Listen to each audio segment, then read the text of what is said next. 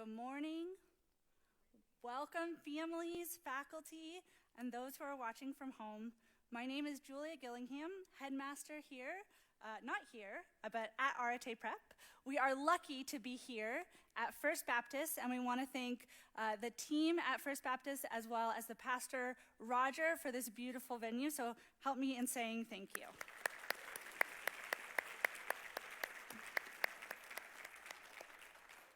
We also need to say thank you to the Farrington family for connecting us, as well as to the Wilson family for their year-over-year generosity in making sure that our Arete Prep graduation can be as wonderful as possible. So first, graduates, please stand.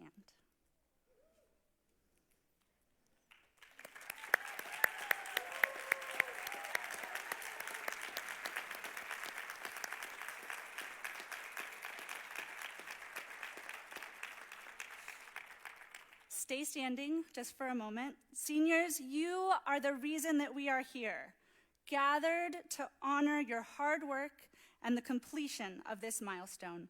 I am grateful for all that you have given to Arete. We are here to honor and celebrate you.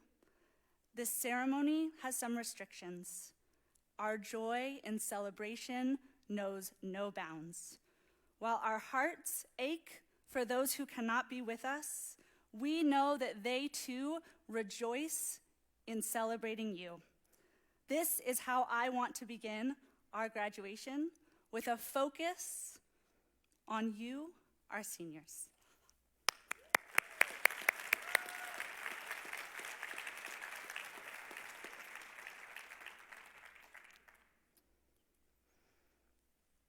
On this morning of the 22nd of June, 2020, we are gathered here for one purpose: to recognize the young men and women of our 9th graduating class of the Academy. The graduation ceremony is a rite of passage. It dates back to when universities were first founded. These scholars, our students, are now ready for this rite, having completed the 4 years of study prescribed by the governors of Arizona and of Arete Preparatory Academy. We, the assembled faculty of the Academy, have come to present the candidates for graduation and to ask the board of directors to confirm and endorse them as graduates, the class of 2020. Upon receiving their diplomas, these graduates will remain on stage. There is nothing that the school does which brings us greater delight than what we're here to do today. First, our first speaker is Mr. Joe Glasscock. For the 5th year in a row, we have asked our seniors whether they preferred to have a faculty member address them or someone from outside. Our seniors overwhelmingly requested a member of the faculty. And further, Mr. Joseph Glasscock was the clear preference. Mr. Glasscock joined the faculty in 2008 and taught math and science. He has taught grades from 6th all the way to 11th. He served as Dean of Students, and for the last 4 years, he has served as our 7th grade physical science teacher, our 11th grade physics teacher, and our 7th grade lead teacher. Mr. Glasscock has committed years of his life to Arete through coaching, leading field trips, and leading our students here in the class of 2020.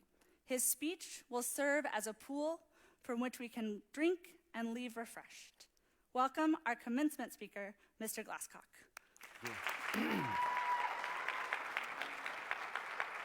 Thank you. I have a couple of pre-speech notes. I'm going to read this speech because I only have one chance to get it right, and I don't want to get emotional because when that happens, it's over. Mr. Stokes will have to come up and finish my speech.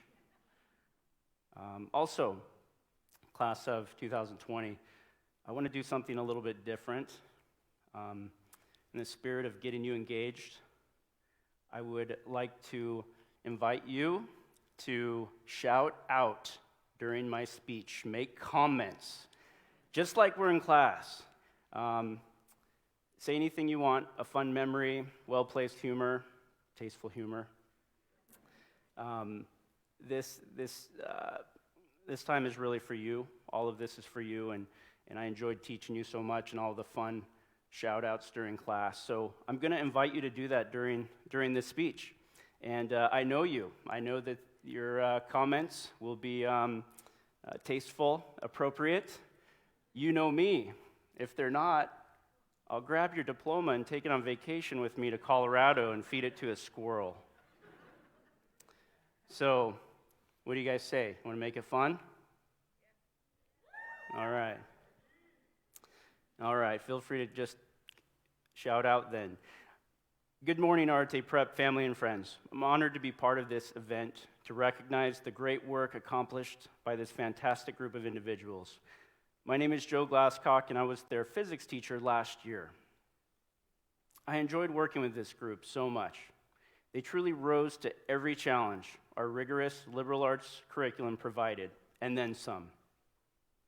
In physics, students learn to use the scientific method and models as powerful tools that take what we think about something and enable us to see when and why we are wrong. They found that their intuition about the world was not always correct, and they learned to align their thinking with mathematical models. This work was not easy. In class, you surely chose the path less traveled, or your parents chose that for you. Either way, you should be proud of your work. You developed so many valuable skills in thinking and in creating, and I hope you'll go forth with confidence. I could go on and on about this particular group. I would characterize them as especially hardworking, nice, humble, appreciative, capable, eager to learn. Every day last year, these students would actually thank me at the end of class.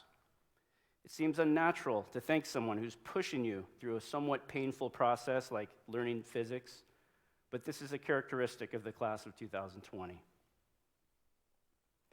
Class, I'm honored to have this opportunity to speak with you today, but it was not easy to come up with new material. I left it all on the table for you last year in physics. I did not hold back. I gave you my best, as I even tried to brainwash you into making healthy choices, like getting enough sleep at night, cutting back on the energy drinks, eating healthy, including supplementing with fish oil pills. Thank you, Tony. You got one. I shared all sorts of stories to encourage you, but I was also encouraged by you. 2018, 2019 was a great year, wasn't it? I remember telling you that it would be a great year to embrace it. Do you remember? This year, however, was a little different for all of us. You did not get the experience of the senior traditions, but I can at least give you the experience of sitting through a long and boring graduation speech.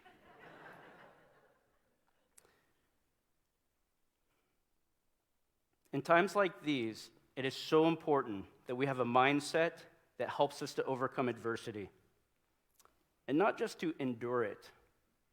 You have all proven yourselves capable of enduring great adversity. I watched it unfold over the past few years, but I hope you will truly overcome the adversity in your life in a way that inspires others to do the same. I will share a couple of things that I hope will help you as you go forth. The first is something that I've never shared before. I have this belief, and I know it might sound a little bit strange. I would like to think it loosely is based on modern scientific theory regarding time. At least one theory suggests that the flow of time is an illusion.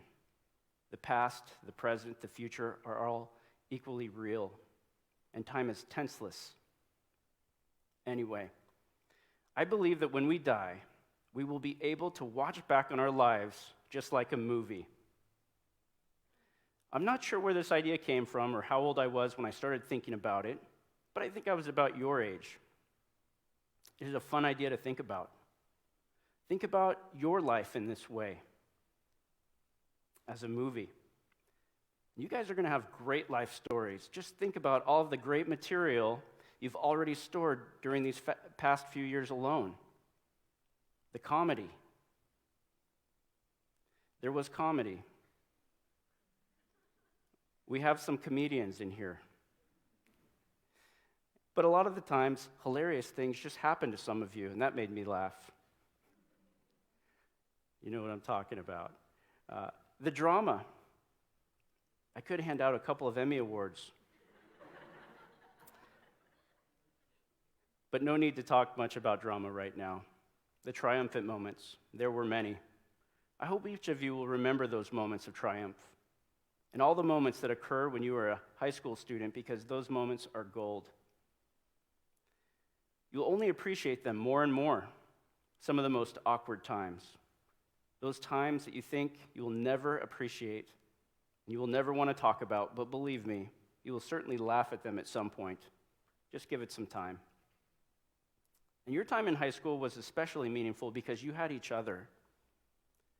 Throughout the experiences, in the pressure cooker of Arete, the crucible, it was so much more meaningful and valuable because you worked through it with each other humans that are very similar and also very different from you, all learning about life while learning how to do life. This created an intense human experience. As you sharpened one another, as iron sharpens iron. The process was painful, but it taught you some of the lessons you'll need to know in order to make your life great. You learned how life is incredibly dynamic. We try to balance our feelings and emotions with logic and so many other factors and principles. You became trained to hold yourselves and your ideas up against what you have learned to be truth, beauty, and goodness. You have so many tools, and you are primed to do special things. There's still like 12 pages, guys. Thinking about your life as a story or a movie can be a motivator to push yourself to do things you otherwise might not do. Ask yourself this question: what things do I need to push myself to do? I think we all want our lives to have purpose and meaning, so let's push ourselves to do things that have purpose and meaning. When we face adversity, we should think about how we will overcome it. Not if, but how. Again, we want to overcome adversity in a way that will make us stronger and wiser, in a way that will make for a great story that will inspire and encourage others to also overcome. We have this inner voice that helps us. It wants the story to be epic, but oftentimes we ignore it or wrestle with it. In preparation for this talk, I wanted to find a story to share that would illustrate these ideas. Class, you've heard a few last year, and you know the types of stories that I'm especially interested in. I love learning about stories from history that teach us about our own humanity. I find the stark stories from war especially poignant as they teach us what we're capable of. I love stories about heroic leadership. I wanted to find one that might show us how we can make epic stories of our own lives. In my search, I found a story that fascinated me. I found a story about an incredible leader who did extraordinary things. You have heard it before, but I'm going to be elusive with who I am talking about for now. And if you know who it is, don't shout this one out, Faith. She would always ruin it for me. I won't be able to give this particular story justice in such a short time, but I found it worth talking about anyway, and I learned something important that I also want to share with you. It starts with a group of Americans that were imprisoned behind enemy lines. They were mistreated, beaten, ridiculed, forced to work. One of these Americans becomes a hero and demonstrated courage upon courage. One time, the hero jumped in front of a weight that was thrown by one of their captors at another prisoner. The weight hit our hero's head, cracking their skull, rendering them unconscious and bleeding for 2 days. At one point, after years of this type of treatment, our hero decided to escape. One night, our hero made the move, traveling 90 miles behind enemy lines. It was an unfathomable journey where they miraculously made it to freedom. However, after tasting freedom, our hero heard a little voice saying to go back, save the others. Can you imagine this scene? The emotions, the mental stress. The hero wrestled with this little voice and later described it as the voice of God and decided to go back. Trip after trip was made, and our hero led others to their freedom. The extraordinary display of courage and leadership, intelligence and skill. Such a leader had to inspire great confidence in the followers because getting caught would certainly mean torture and death. If the leader said, get down or bury yourself under some dirt, whatever, those following this leader knew to do it. I try to imagine the scenes, the looks on faces, the thoughts running through their minds. Amazing. Others heard about what was going on from these actions. Something remarkable happened. Word of the escapes traveled to thousands of other imprisoned who were also inspired to bravery. There really is so much more to this story, so many fascinating details about the hero's life before and their life after the escapes. So many life lessons. A story that gives you faith in humanity because of this remarkable human. You know the story. Like me, you heard it at some point. I only wish at the time I learned it as a student, I would have pressed into it more. I love these types of stories. I wish I would have engaged my imagination in my learning and put myself in the shoes of these historical heroes so that I would have learned more about what we as humans are capable of. The story that I've become consumed with over the past month is that of, you got it, Harriet Tubman. She is the hero of the story. She was an amazing leader, Harriet Tubman. Listening and choosing to follow that inner voice changed history for the better, for all of us.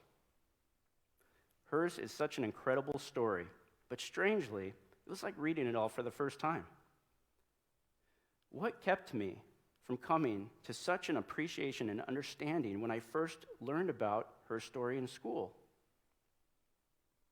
Was I in student autopilot mode, like a robot searching for the facts that would be on the test? I don't know. I can't blame social media and cell phones because they weren't really around at the time. How did I miss it? And what else did I miss? What can I do to never again miss the learning opportunities that will empower us with such valuable knowledge? I realized I already told you how to do this, class. Do you remember? Yes. Get enough sleep. Eat right. Exercise and take fish oil pills. Right? What's that? Podcasts, yeah. True. In all seriousness, we do these types of things so that we can be present in the moment. Present. It sounds so simple, but it requires a conscious effort. It is an act. Focusing on being present has been a fun and meaningful exercise for me over the past few weeks. Last page, guys. My 4-year-old actually taught me a lot about the practice. He told me one day to put my phone down and to look in his eyes because he wanted me to hear something he had to say.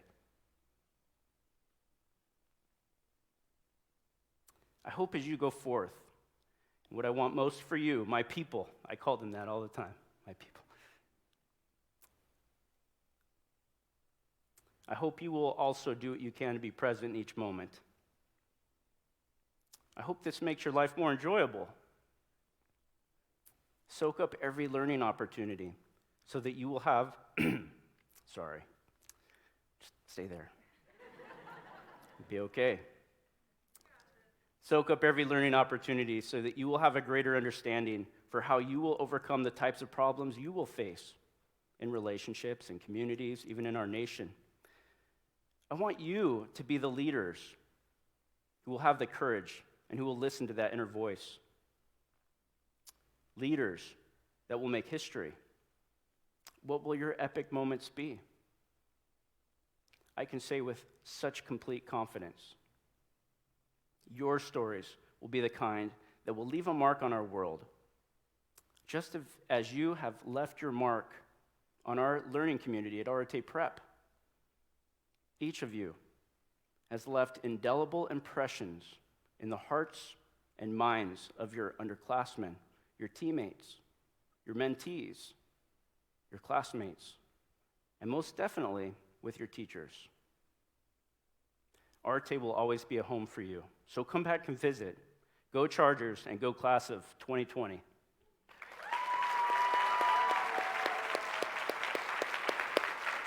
Thank you.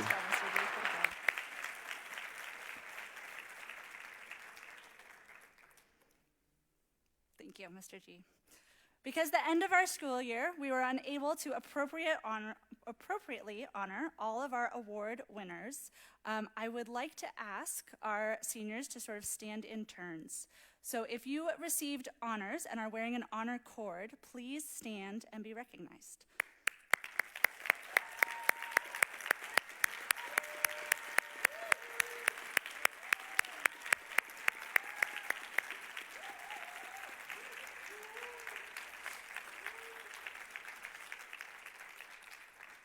Thank you.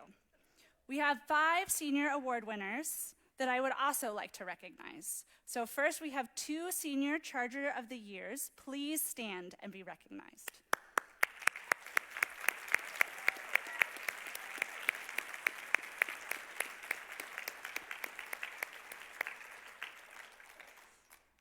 For our senior-specific awards this year, we had 2 valedictorians and our Thoreau winner. Would our speakers please stand?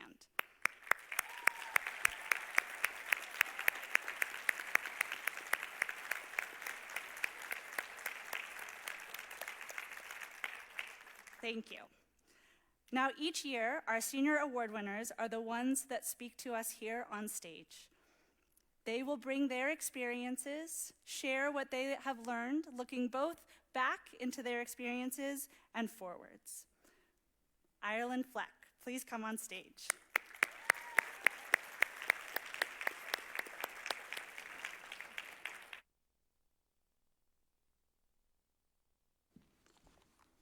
Thank you, Mrs. Scalingham. I am truly honored and humbled to have received this year's Henry David Thoreau Award. Fellow classmates, the class of 2020, we did it! After countless Dutch Bros, Starbucks, and energy drinks later, we finally made it to graduation day. I am so proud of all of us. Before I get ahead of myself, I wish to acknowledge those who have helped us get where we are today. Firstly, to our college counselors, Ms. Arguello and Ms. Parsons. We would not have been as prepared for these next chapters if it were not for you. We are so thankful for the therapy sessions and candy because we really needed them both. Next, to all of our exceptionally supportive teachers. You have been the pillars to our growth and taught what it means to actually learn. And finally, to our parents who have encouraged, loved, and sacrificed for our success and happiness. We are truly grateful. It is a truth universally acknowledged by my fellow classmates and teachers that I love to read and that books have consumed my life. I came to Arete freshman year because I was promised a curriculum full of great books. I used to think books were just meant for enjoyment. Arete has made me realize that books are not only meant to be enjoyed,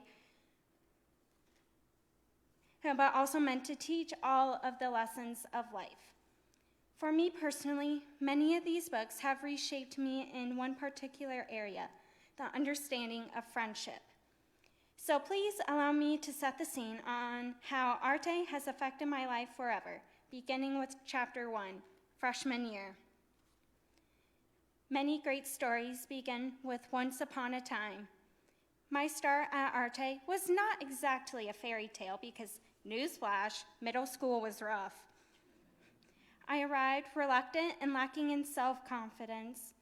I came in assuming that I had to change myself if I ever wanted to be accepted. But luckily for me, behind the doors of Arete, the characters were not at all what I was expecting. With so many personalities, it is no wonder I have so many fond memories from freshman year. I made connections with my peers on our mutual love of The Great Gatsby and our equal disdain of Thoreau's civil disobedience. The irony is not lost on me, considering why I am up here today. So I am agreeing to give him a second read. This was also the year of Food Fridays featuring strawberry Pop-Tarts, Mr. Alvarez's classic puns, and for many of us, poetry with Mrs. Posner. We learned so many valuable life lessons, such as how not to grow poison trees, that Lincoln and Noah's socks were against the dress code, and Jonah's desire to bring the meatloaf for a Thanksgiving party. The most valuable lesson of all, however, for me, was learning that there were people that accepted me, quirks and all. Now, on to chapter 2, sophomore year. No doubt the best books were assigned this year. Frankenstein and Crime and Punishment led to some of the most popular and lively discussions. Humane Letters was filled with drama, imagery, and a little fantasy. For some of us, it was the year we learned that Mr. Armistead's chemistry classroom was the best place to hide out during a lockdown. And finally, this was the year I was no longer the newbie. Having you all by my side couldn't have come at a better time, because next is chapter 3, the infamous junior year. Junior year arrived and things got real stressful, that is. Not unlike our readings, the year seemed to be filled with a long war of trying to find ourselves. And while we definitely revisited the theme of drama, there was also lots of comic relief. Art class provided a much-needed creative escape, while with only 8 of us remaining in French, our rhino reading led to some pretty awkward moments. Actual drama class reminds me of Brady's Academy Award-winning improv, "I miss you," during Romeo's death scene. And of course, my favorite memory from the year was when our entire class teamed up together as many Taco Bell hot sauce packets to prank the class of 2019.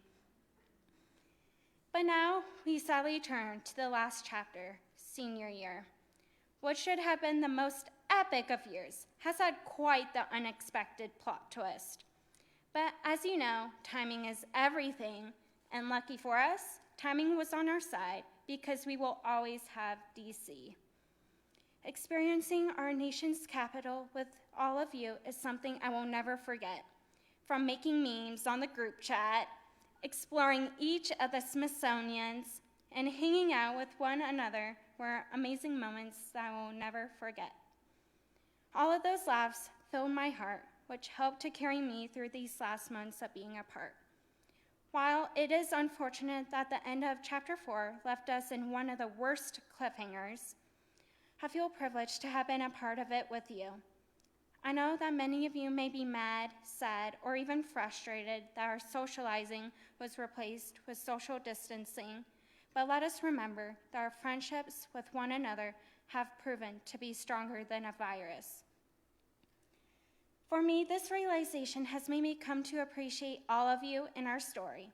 The Arete community, my fellow classmates, and the Humane Letters books have taught me that I should not be blind to what is beyond me.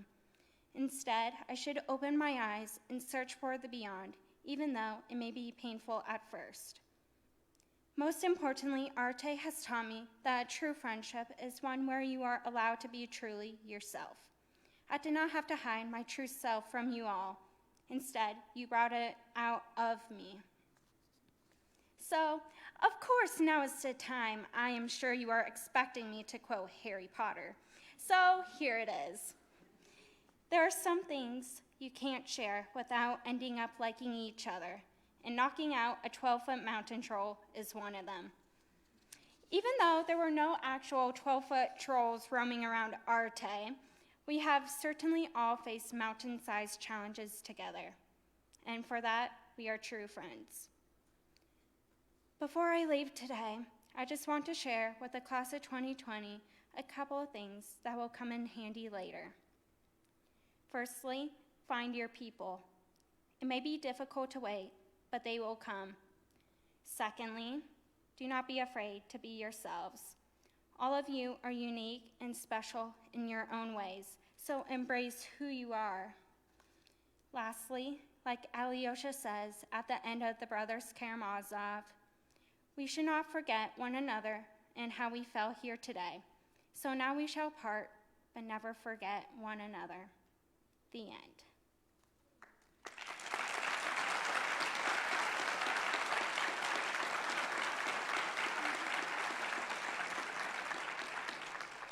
And now I am honored to present one of the co-valedictorians, Jamie Farrington.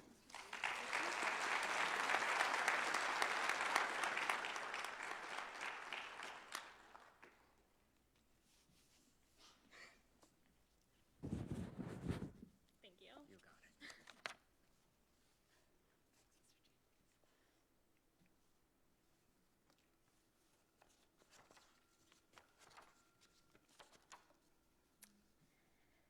Students, families, and faculty, I am honored to stand before you today as co-valedictorian and have the opportunity to share just a few of my thoughts regarding Arete Prep and the class of 2020. Brainstorming for this speech, I had a hard time narrowing in on a focus. My 6 years at Arete has provided me with many lessons, memories, and themes on which I could have based this address. Yet, as my deadline approached and time slipped away, there appeared to be one idea that I couldn't shake out of my head, an idea that every senior pondered deeply this year. In February, we read and wrote on Machiavelli's The Prince, a guide for princes on how they might become the best leader for their people. I had a very strong reaction to Machiavelli's writing. Mr. Jordan and my classmates can vouch for me when I say that I often became shocked and angry at the harsh truths that were being presented about leadership. These feelings led me to write an essay about how nobody should want to be a leader. I still stand by this idea based off of Machiavelli's writing, but as I look at the events our world faces today, I think that my paper might have been written in vain. I say this because it doesn't really matter who wants to be a leader. It matters who needs to be a leader. Having gone to Arete, we have been exposed to some of the greatest ideas and philosophies of the West. We have interpreted justice through the lens of Plato. We have studied Seneca's view of happiness. We have seen bravery, heroism, and honor on the battlefields of Homer. We have learned what true friendship is and what it takes to be a true friend from Aristotle. We saw firsthand the power of active love in the Brothers Karamazov. We have been gifted a unique skill set at Arete. It is our responsibility to spread this knowledge of virtue and truth as we begin down our next pathways in life.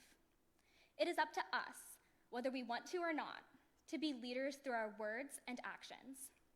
Yet, despite having discovered so much in the last 4 years, we must continue to do so as well, educating ourselves in what other people, societies, and cultures perceive to be true, good, and beautiful.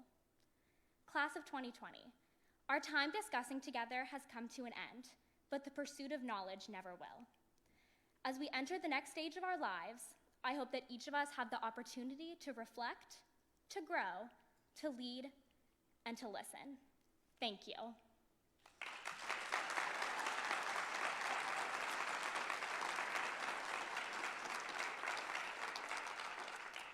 Please welcome Isabel.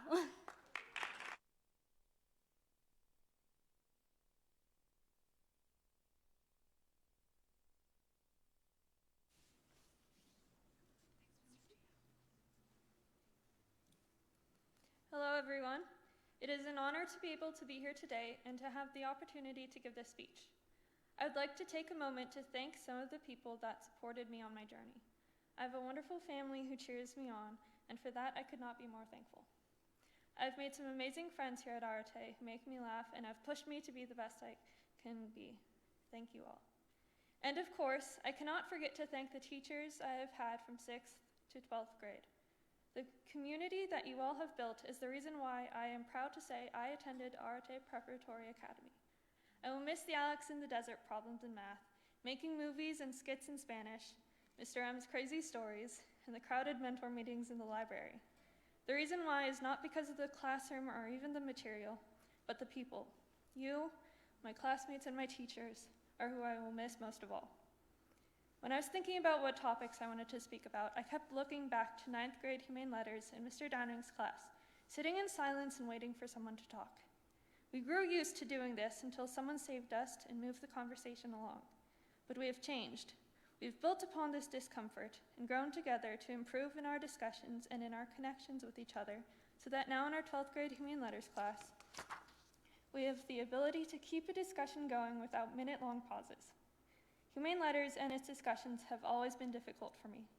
So much so that in Mr. Vaughn's history class in 8th grade, I never said a single word during our discussions. 2 years later, when Mr. Vaughn substituted for our 10th grade Humane Letters class, I attempted to stay an active part of the conversation and even made the first comment. A couple of days later, I remember him coming over to me in the hallway and saying to me, "Miss Geyer, you talk." Clearly, I'm not the perfect student. I've made mistakes, but I also felt comfortable enough to try to grow because of them and to use those mistakes to motivate me to do better. I didn't want to go the rest of my life creating and sitting in awkward silences, letting people wonder whether I would ever care enough to speak. All of this only reminds me of the support I have seen in this community. I found a place where we were encouraged to make mistakes, and we had discussions where it was okay to say you weren't sure about the idea you had just put forth, because you were hoping someone else could find some small part of what you had said, latch onto it, and build off of it. I even remember a discussion we had in poetry with Mrs. Posner, where we sat around and gave reasons why we should welcome our mistakes. Mrs. Posner wanted us to grow, and I think it's safe to say that we all have. At Arete, I found a place where people were comfortable messing around and goofing off in drama, whether they were playing Gandalf the Grey or Gollum. We learned to change and grow, and in doing so, it became more and more okay to show our creativity and our humor. These are the moments I will take with me to college. I will remember the stories our Humane Letters teachers have told us of their mistakes and the ones we have made too. And I will especially remember the laughter that followed each one. Last year, in Mr. G's physics class, we all got many opportunities to project our uncorrected work up on the board in order to try to find an answer everyone agreed with. We have all gotten an opportunity to display our mistakes for everyone to see in that class. But what stuck out to me about this was not just the mistakes, but the fact that whenever the presenter forgot to bring up a pen or pencil to correct their work, whoever was sitting closest to them would be holding their hand out, offering a pencil 1 second later. At Arete, I have not only seen, but experienced a supportive community that understands that mistakes are okay, and that we can use them to grow and change for the better. In Mrs. Posner's poetry class, 9A chose a poem to read that year's seniors, the class of 2017. We chose to recite this poem for them because they were approaching the end of a road, one that few had chosen to continue to take, as many of their peers had left Arete in order to attend other schools. This poem was The Road Not Taken by Robert Frost, and I thought it would be fitting to read over it once more. Here it is.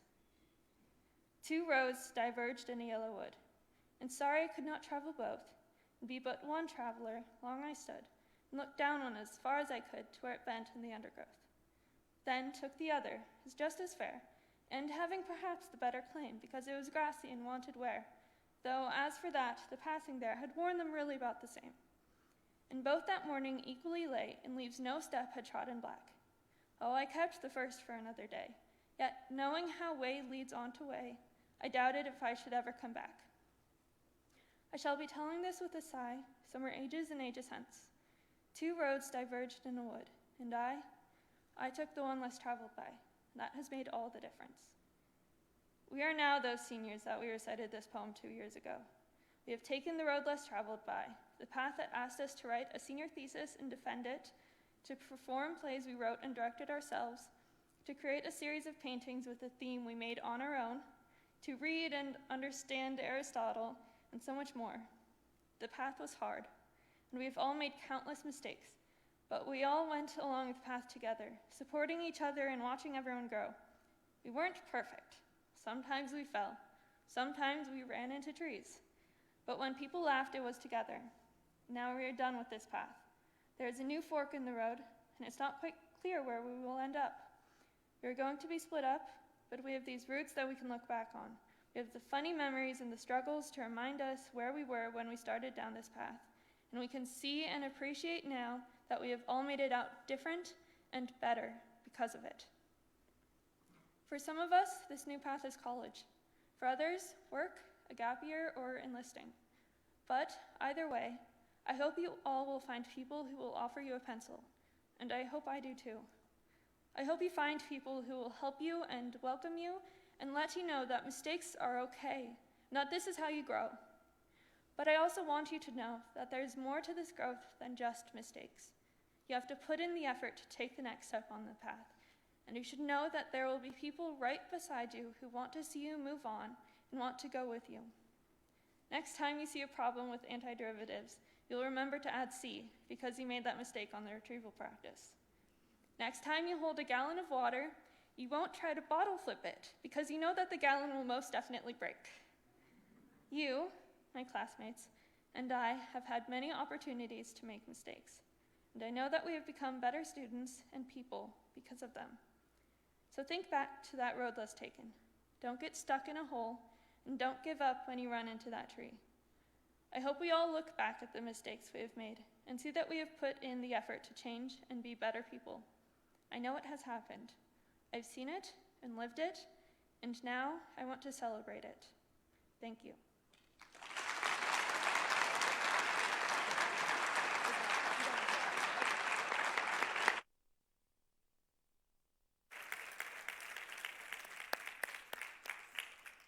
Let's give one more round of applause for our student speakers and Mr. G.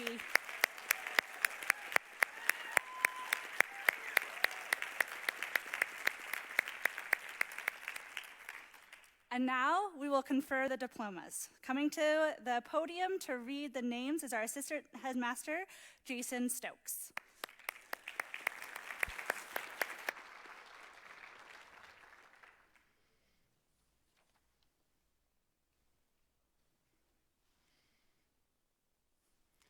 Jocelyn Shema Amadan.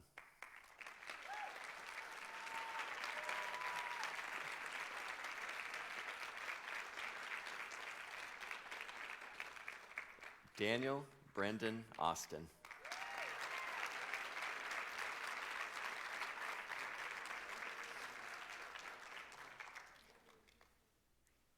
Emily Christine Baum.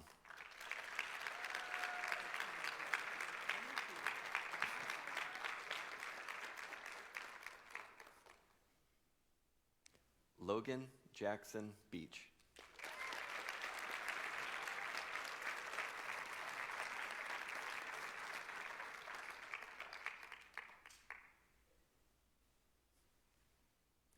Kaylee Nicole Salaya.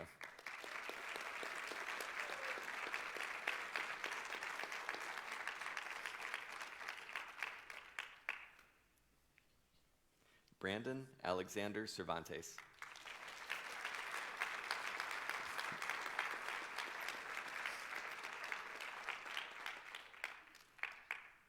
Antonio Robert Connor.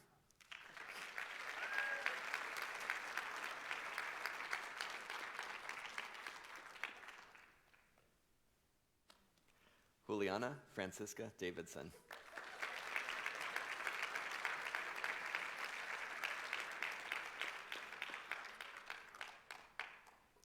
Riley Christine Demera.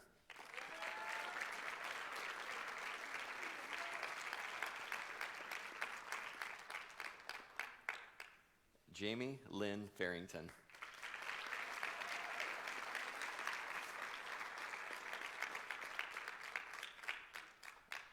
Ireland Ella Fleck.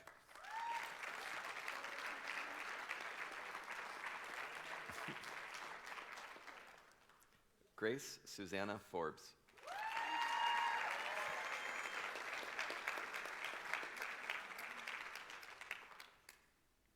Jonah Truman Ford.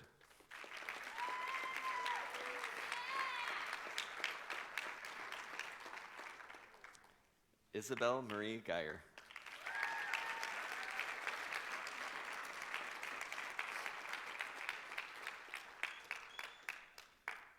Bryn Daly Hager.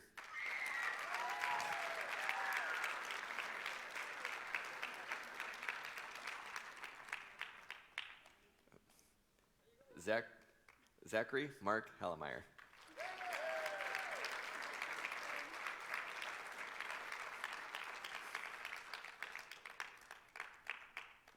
Caden Blue Hot.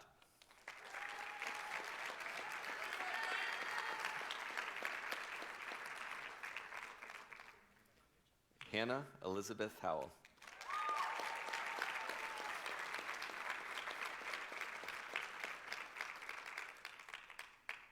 Daniela Eniguez.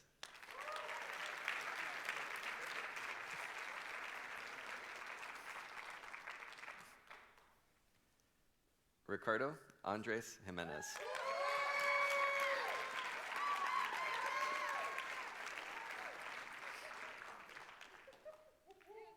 Carson Walter Laban.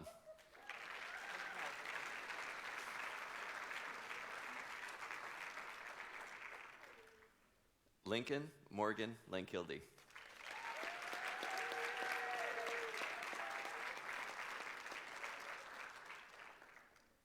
Helen Rose Letizia.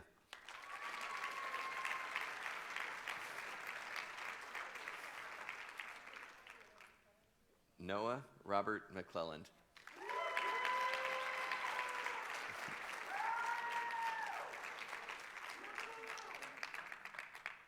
Cannon Zach McClellan.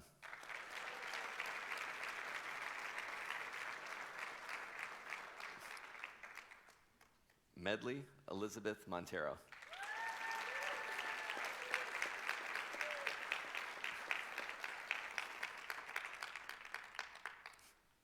Hunter Allen Page.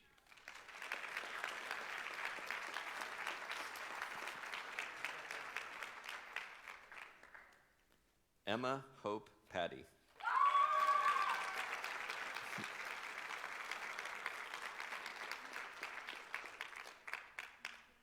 Zoe Kate Pizzelli.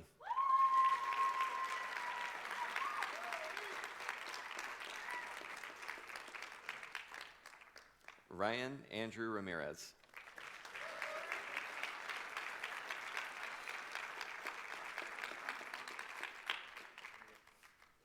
Sarah Maria Solansky.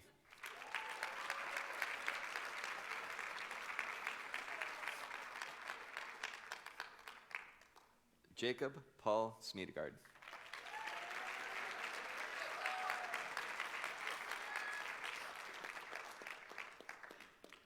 Sonia Rose Starrick.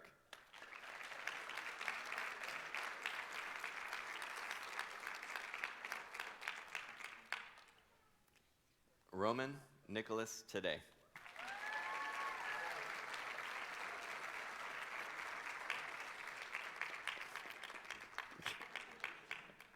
Riley Nicole Utter.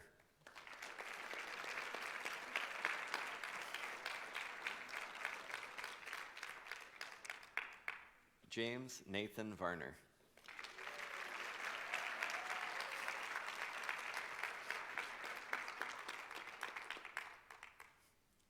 Sarah Lynn Verdugo.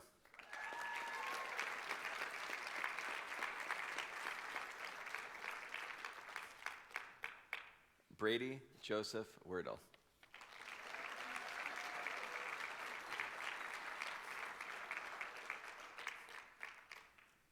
Douglas Adam Whitehead.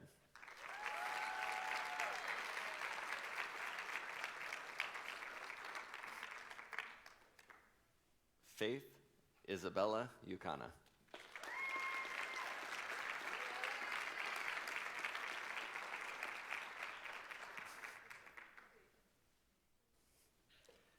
Amanda Kate Zaginski.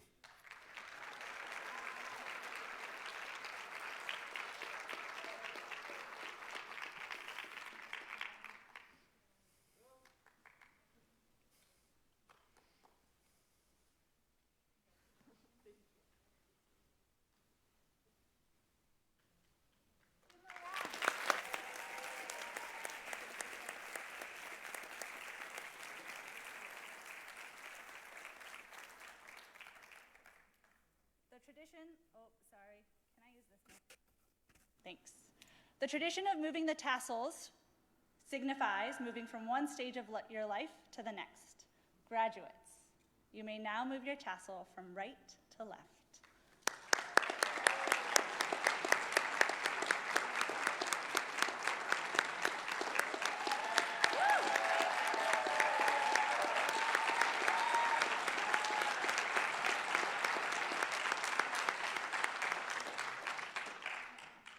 We will now show a recording of the graduate song, sung by some of our graduates, directed by Dr. Yana Minov, and accompanied by Olga Kim. 2, 3, 4.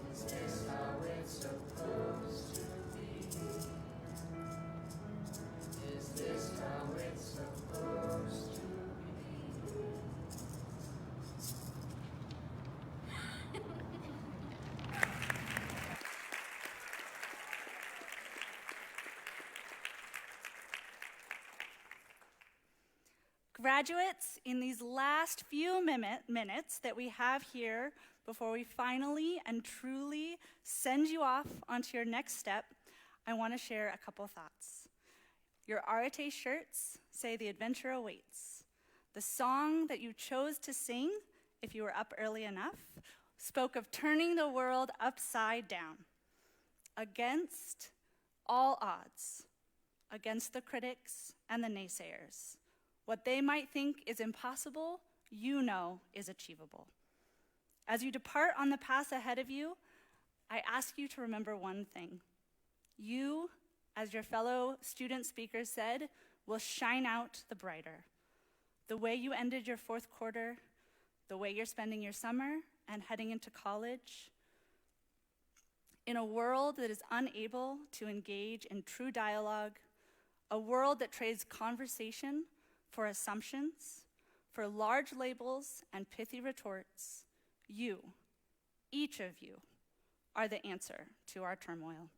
Stand up for what is right, for those who cannot stand up for themselves. The work that you have done here at Arete, the growth caused through trials, will serve you in the years ahead. I charge you once more, in the words of Tolkien, that in the end, it is only a passing thing, this shadow. Even the darkness must pass. A new day will come when the sun shines, and it will shine out the clearer. It is up to you to pick up this burden. As you join each of us, the faculty, your families, the community, to ensure that that light shines. That each of you take up the torch of truth to make the world more just, more humane, and more philosophical. Ensuring that in addition to speaking out, you are truly listening to those around you, lifting out of the shadows and into the light that which the world needs. You, class of 2020, are prepared for this arduous work. Usually, it is the tradition of the Academy that you would walk out arm in arm with a faculty member to signify your completion of work and joining in the work ahead. At your seat, you will find a representation of this light. This light represents your hard-won knowledge, your skills, your friendship, your community, everything you have built along the way. You just twist it. You will now carry them out into the world with your family. Class of 2020, cheers to you.